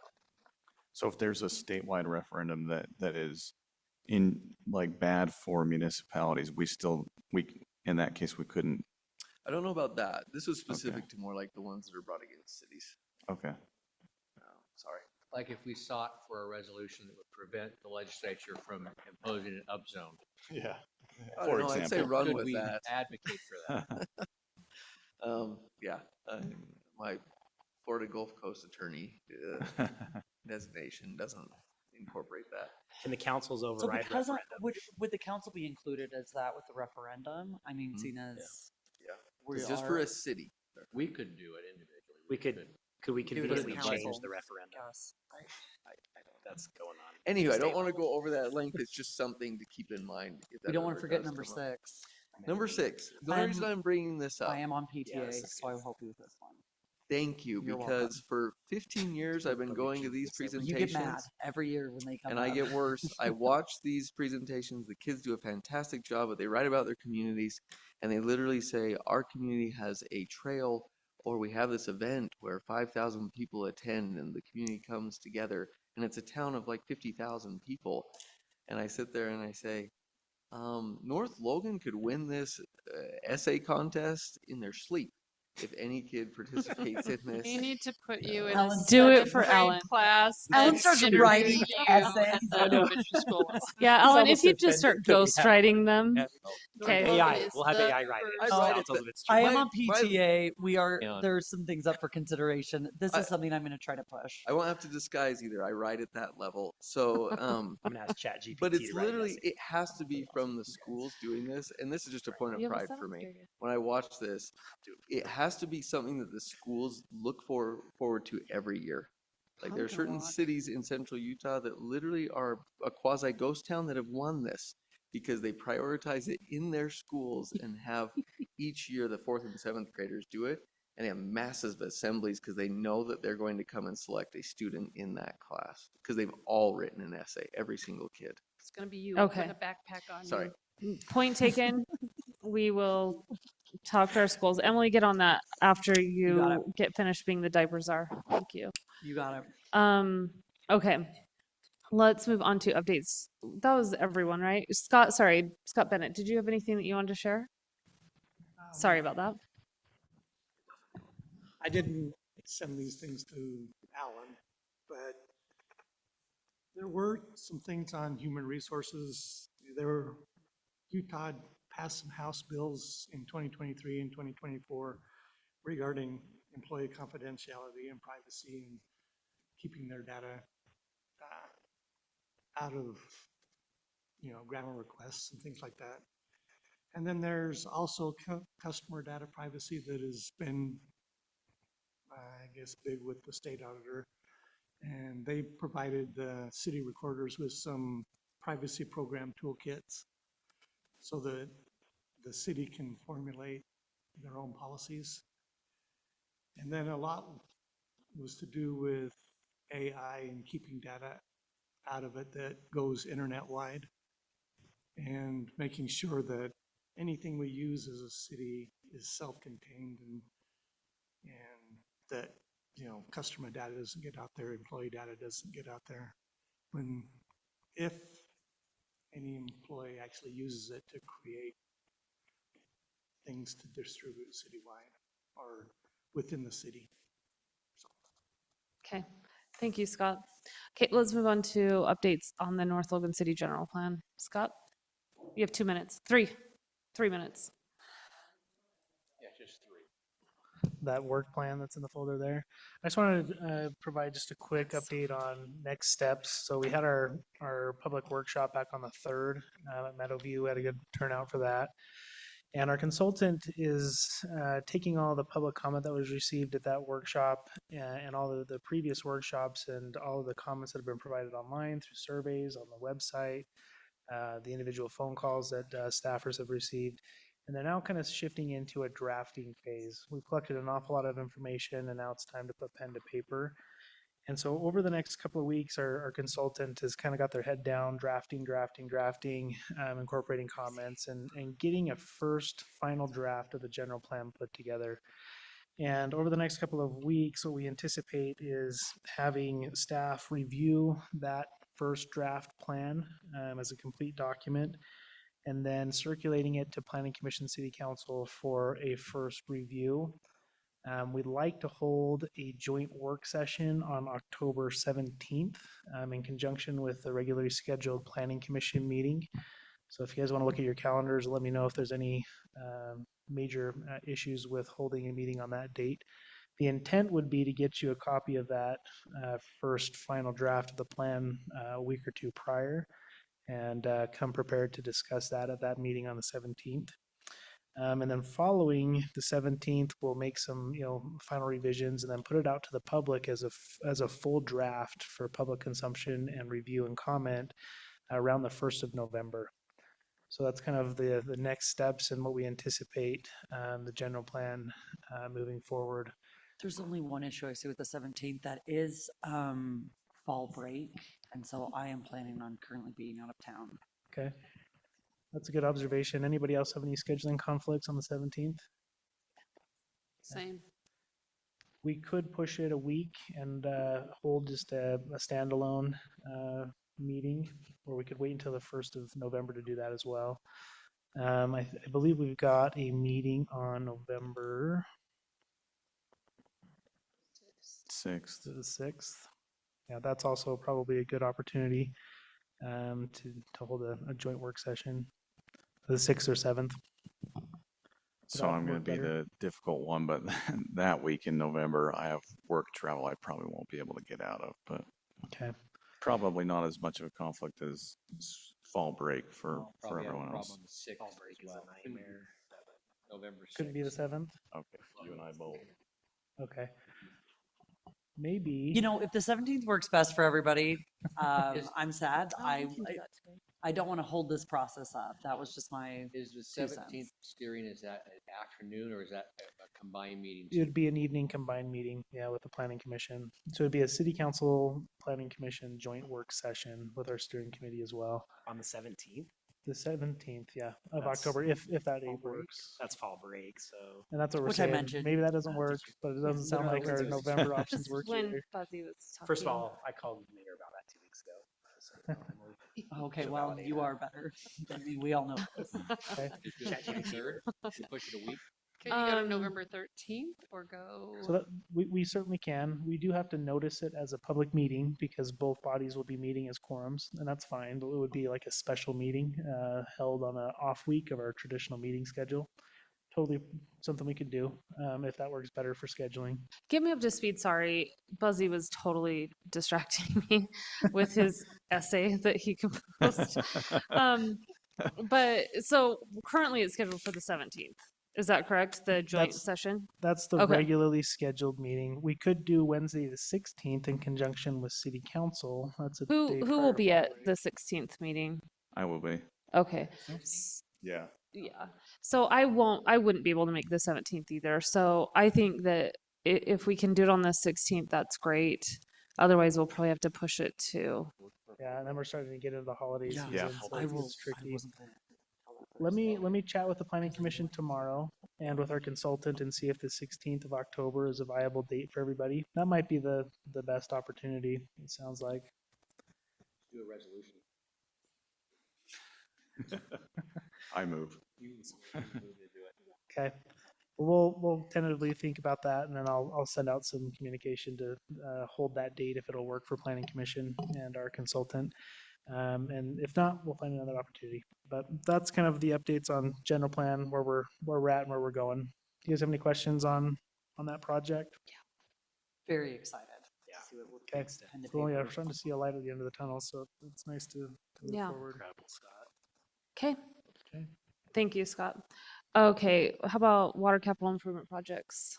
Wake up, Jordan. I'm here. Eat some chocolate. I'll go quick on these. Just a couple of the big items. We hope to hear back from the BOR grant in October, and that's a $400,000 study grant that we can use to test, drill a well, or to engineer our tanks. So just some of the projects that are up for construction soon. The treatment plant will be going out to bid in October, probably the mid-October. And then the water line construction, they'll bid that at the same time they bid the tank, which will be in January. Well 5 is going to turn on in the first week of October. And yeah, the 1600 East well, they'll start to do they're doing the survey work now to try to identify a location for that. So. Okay, great news. Okay, updates on the Civic Center. Can, is it the community center? entire, even I know that, the entire site is Well, do we need an update on the entire site? Very clear. She just wants Okay. an update on the community center. Yeah, side, though. just tell us about the Civic community center. Updates for this area. Can't be bad. Include the footings. Sorry, the footings have been installed and the foundation over here. They're still clearing the site. They're prepping for the open space there. And you've probably seen all of these. I mean, it's a lot of progress that they've made out there. If you get a chance to go look, it's fantastic. After that, they'll start working on just basically the base of the buildings and then start building up the walls. It's essentially where we are right now, so it looks fantastic at this point. A lot of progress the last 2 weeks. It's moving forward as quickly as construction can move forward. The only other things that we'll look into is just basically fundraising from this point now, as far as finalizing a few things as far as naming rooms, fundraising wall, other things. And that'll be a multi-pronged approach where we look at small donations that are recognized, large donations that are named of rooms and other things, and then different strategies in going out and seeking those funds. And so basically that's where we are right now. Okay, thanks, Alan. All right, let's move on to reports. Let's do Chief Thompson. You ready? Congratulations for sitting through everything tonight. All right. Did you bring any of this? Perfect. Thank you. Thank you. Where's your chocolate though? Thanks, Chief. easy way if I send you too much. It'll probably harder for you. So let me just take you really quick to what I've given you here, so you're not going, what has he done? You've already received this. This was the report from August, that side there with the data.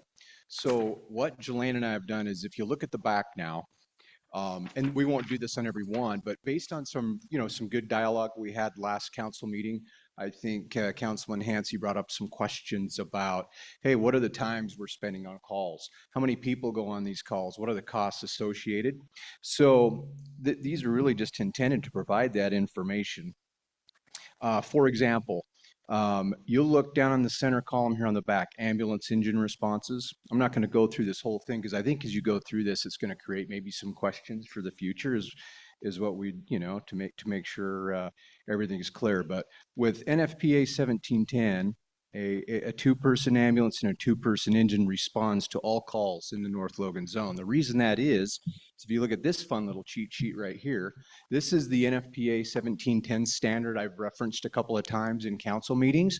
I just wanted you guys to kind of have the nice summary of that. The actual standard is very long, but this gives you kind of the nice some nice summaries of what's there. And if you look at page 2 on EMS provisions, since North Logan receives advanced life support in our EMS system, if you bounce down a couple of bullets there in the second column there, a minimum of 2 members trained in emergency medical technician, so paramedic level, and then 2 members trained in BLS level arrive. So that's why we're always in the 4, even on medical responses. So that kind of gives you a little guideline there. This sheet here, just real quickly, this is like the ultimate cheat sheet. This here gives you reference, because I know we've talked, if you look at the monthly report, in the incident types and incident categories, this pretty much breaks down all the incident types we run on in the 9 categories. So when there's questions, when you say, hey, what is this good intent category? You can kind of look at all of those things there and kind of see how that works. So it gives maybe a little bit more background into some of those. Service call, the same. So I know, because sometimes those are in there and it's like, well, hey, what is the deal, and in August, we ran, 6 good intent calls. Well, what did those entail? Those would be the categories for you. So we like to keep that handy. I wanted to share that with you so that it made a little more sense. And additionally, just real quick in the bottom left column, down there in the personnel cost per unit. So basically, we broke down pretty much what the costs are for the personnel that work in the North Logan station.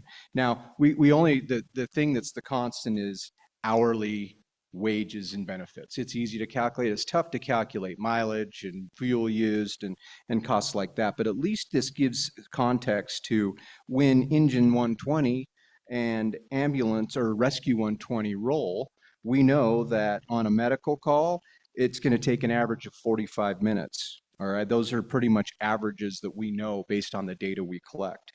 If Engine 120 rolls on a working fire or a structure fire, typically those calls are 2.5 hours and it takes 4 personnel on there. So you're 162 an hour on that. So at least it gives some numbers for you to kind of review to give an idea. And it's really intended just if there's additional information or you have any other questions in the future, it kind of gives us, some nice context to where some of these things come from. So hopefully that provides some good info for the future. So. And I have, some more detailed information on the, the responses if you're interested. But that gives you kind of a nice intro to that. And if there's additional questions you need in the future, let me know. One of the questions my key question was relating to the pie graph. Okay. And it typically it's between 60 and sometimes 80% of the calls are in one category. Yes. And I like the detail in the rest of it. And so I'm hoping that there's ways to further segment that other block of EMS calls, excluding car accidents.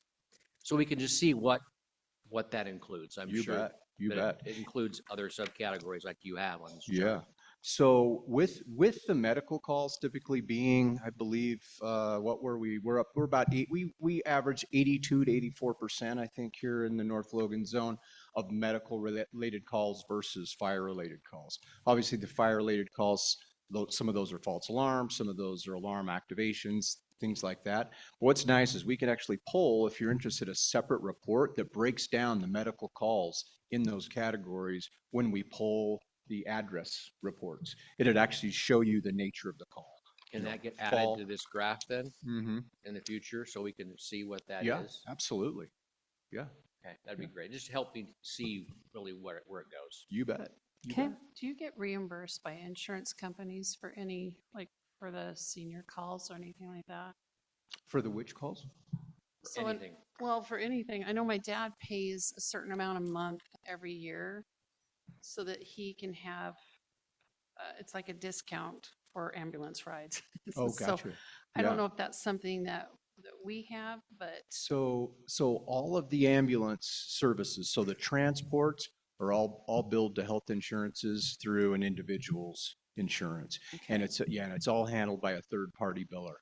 Gold Cross Ambulance follow up does on that. that then? Somebody from the department? Can I have someone follow up Does on it? someone from the department follow up on those? Yes, we do have an EMS chief that follows it closely weekly. Yep. I learned that the hard way. They just send you a massive bill if you ever have an ambulance ride. Yeah, it is. It is a lot. And the state rates just went up. The base rates just increased. They've been the same for about 5 years. They also increased their transport card charge in terms of the mileage. Unfortunately, supplies, the things we use, it's the lowest part of that. We don't collect a whole lot on that. And just for perspective, in this zone in 2023, we gross billed probably 1.2 million just out of this zone. But unfortunately, with the Medicare and Medicaid, what they call a discount, it's basically a write-off. We write off almost 600 of that right off the bat. And then in collections, you only get, we probably collected about 480 out of that. So unfortunately, the collection rate's not great. We just take what insurancers are willing to pay for those services. And then Medicare, Medicaid requires the write-off. So it's tough. It's a tough business. You're trying to provide a high quality professional service, but it's not a business you get into to make a lot of money. For additional perspective, we have to buy 14 new cardiac monitors this year. Ours are 10 years old. They're up to about $75,000. We'll be spending $1 million out of our EMS fund to replace all of our cardiac monitors, which 3 of those will be right here in North Logan, right at our stations, primarily on the engine, the rescue, and the ambulance. So it's it's just like everything else. It's just super crazy expensive. We wish it weren't, but it's crazy. So I don't know. Hopefully that provided some perspective. I don't want to take too long because it's late, but Yeah, thank you, Chief. no, Appreciate thank you. that. Great, Okay. thanks, Chief. Okay, Appreciate Chief it. Goodrich. While Chief's walking up here, this ties into both of these.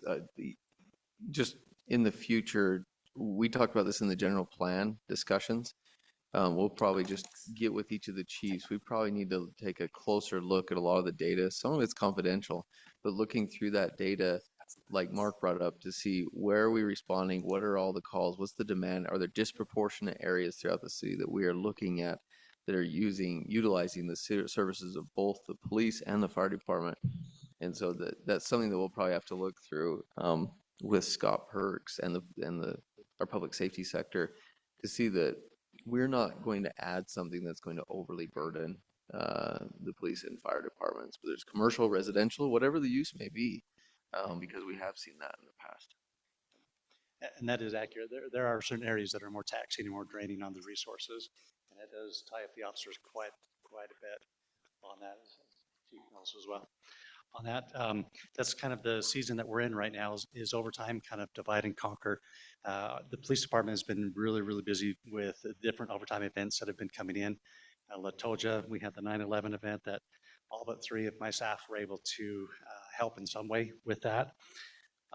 We have the pumpkin walk coming up, the Crush the Crisis coming up, where it's the drug take back, and then Shop for the Cop is starting to ramp up too. We've had a lot of people that have talked to us about that and a lot of interest in that, and so we're starting to gear up for those events as well, which are good things for the department.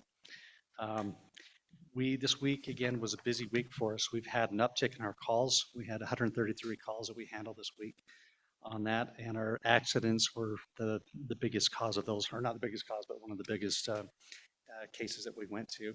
We're averaging anywhere from 8 to 10 accidents a week, and we had 14 this week. And so I don't know if it's the weather. It seems like this time of year with the full moon, we have a lot of crazy stuff that happens there. The last thing I wanted to mention again was code enforcement on that, kind of give another update on that. We've had our code enforcement guy is up and running, and he's adding to the list daily, but we're starting to see some really good success with that. He had an email that came in yesterday with a lady kind of taking a selfie picture and saying, look, my yard is clean finally, and it's been a good thing on there. So we're taking that in stride and kind of learning and changing as we need to. With that, we feel like that's going to be a good thing for the city with that, as we're seeing success on that. With that, like I said, I just wanted to keep it short and sweet. So, Thanks, Chief. thank you. And thanks to both chiefs for your help on the 9/11 event. It's such a showcase of our public safety officers, so thank you. And Okay. I'd love to see that in North Oh. Logan again. And then with the code enforcement, probably in the next few weeks, the code enforcement officer asked if he could come in and maybe just give a report, just updates. Yes. That would be good. Yes, very much so. Between the code enforcement officer, chief, and Scott Perks, they've made a lot of headway in the community. why we And call it's a them the difficult, it's a difficult job. I mean, we've talked about this in the past. He could go to every property throughout the city. And when you think, not mine, it's probably every property in the entire city has some tiny code violation. So it's really hard for the code enforcement officer as he's going around to really look at each of those properties and use some discretion to say, hey, these are probably some of the more difficult properties, are the ones that receive several complaints, and that's where he's starting to go through and look at that. But there's a fine line to where he's trying to balance that, is what I'm trying to say. Yeah. But he's done a lot of work already, a lot of work, and so yeah, if that's okay with Chief. We don't want to, I mean, it's exactly, I think the mayor brought this up. I really do feel like there is somewhere between individual rights and like community rights. And I just really hope we can find that good line for everybody. And So- that's tough. And that's why I wanted to come in and report. He's doing a fantastic job. I'd just like to bring in some of those results, if that's okay with Chief, and just see if he Yeah, wants that'd to be great. report. Okay. I have Thanks, one Chief. last thing on 9/11. I was talking to a group of girls that are freshman, sophomore age, and they loved it. And they're going, we don't really talk about it. They weren't here when it happened. And so can we do that every year? Was that too big of a thing on the city, or is that just? We don't really control that. That's kind of done by the Brent Taylor Foundation. And so they kind of just choose where, but I think certainly let's pursue getting it back here. I think Or that'd be really or great. something, could the city do something? We can look into it. Okay. We're talking about adding certain things as a component of a holiday on that day, but we'll look That'd be into that. great to have like some acknowledgement of it. Yeah. That's what I loved about it, is that it was an acknowledgement of 9/11. Okay, I'm gonna move us along. Jordan? Yes. Scott? Wow. Marie? Yes. Scott? Alan? It's just upcoming events. I'll go over them. This is very positive. Again, hats off to everyone that helped out with 9/11. That event was just absolutely fantastic. Nothing but positive. I heard about that event. Even people in tears came up and said things positive about that. That was such a well put together event. We've already gone over several of these things, but NFL Combine, Fossil Dino Fest, those are both this Saturday. I don't have it on here, but the library is also doing the sock hop this Saturday. And so that'll be a fun event for them as well. And then you get into pumpkin events. So just keep these all on your radar. It's a full month of Pumpkin Days events. So probably pushed by Emily. So keep these all in your kind of schedules. Pumpkin Run, Pumpkin Spike Volleyball Tournament, Pumpkin Walk, obviously, from the 10th through the 15th. But then there's a pickleball tourney, a carnival, and the pumpkin toss, of course, which I was is like, this feels exactly like I love to see Pumpkin Days. Pumpkin Days. So they're We're still gonna have the pumpkin princess here too. No. That's Cinderella. But anywho, just looking through this, these are the upcoming events. Just keep them on your docket. Fantastic to have these things. The Pumpkin Walk is always brought up as an example across the state. I can't remember which one of you attended an event where that was me. We'll say in a city of about 60 to 70,000, maybe 80,000 people. Their largest event brought in 20,000 people. To put it in perspective, that's a great event. 9/11 brought in 30,000, and the Pumpkin Walk brings in 60,000, and we spend nearly next to nothing on that event. Volunteer coordinated. The volunteers deserve all the credit. Our staff just helps here and there in setting things up and in that event. But that is unheard of across the entire state. Spending next to nothing, volunteers coordinating it, and having 60,000 people come through.